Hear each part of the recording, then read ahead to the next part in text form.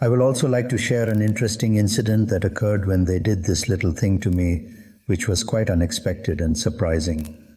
This is the Intensive Care Unit, ICU, which is a highly intensive and specialized ward dedicated to providing critical medical care. When a patient has sufficiently recovered from life-threatening conditions and is no longer in immediate danger, they are carefully transferred from the ICU to a standard ward for continued recovery and monitoring. So there were already 2 patients present there. One was Bengali and one was still waiting patiently to be seen. The other person was of Punjabi descent. The Bengali gentleman greeted me with genuine respect, ensuring that despite my appearance suggesting I was a Muslim, he explicitly greeted me by mentioning that he too is a Muslim. He did not recognize me at first glance because I was dressed in my hospital uniform and had several tubes attached to me, although they were neatly covered up, effectively concealing my usual appearance. And the equipment was attached, so as he was passing by, he said, "Assalamu alaikum." Both beds were positioned so they faced each other, and a decorative curtain hung in between them.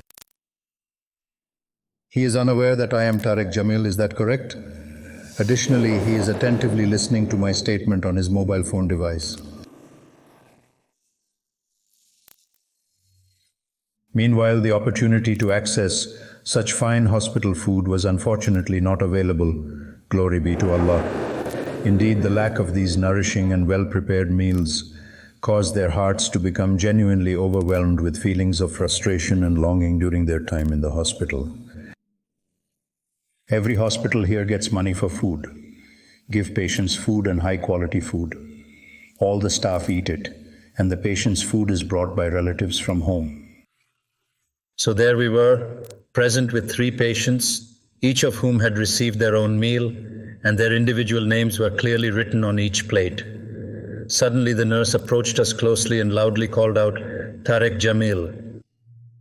When the news fell into the Bengali gentleman's ear, he immediately reacted by jumping up quickly, but unfortunately ended up stumbling and losing his balance.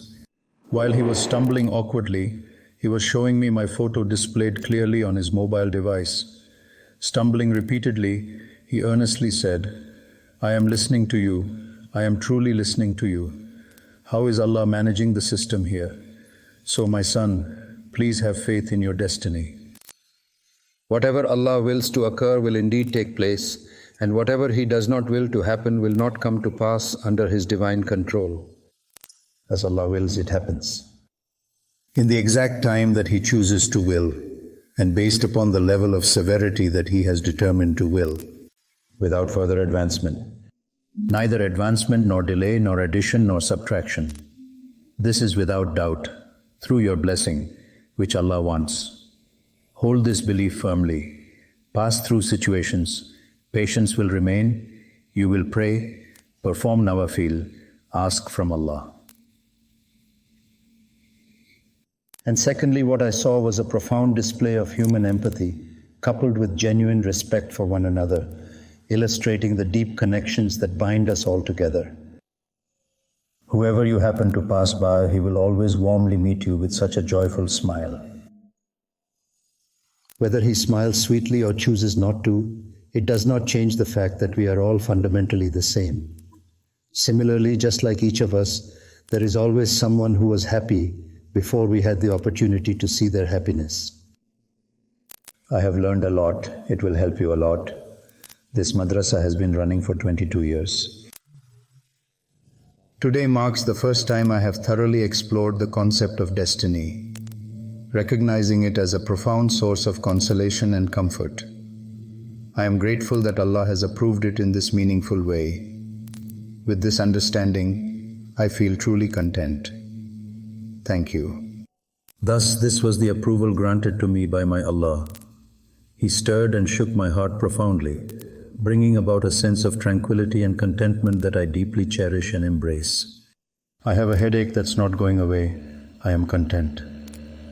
From His side, even enduring the longing of the festive days and bearing the grief of Nasir, God has kept some joy.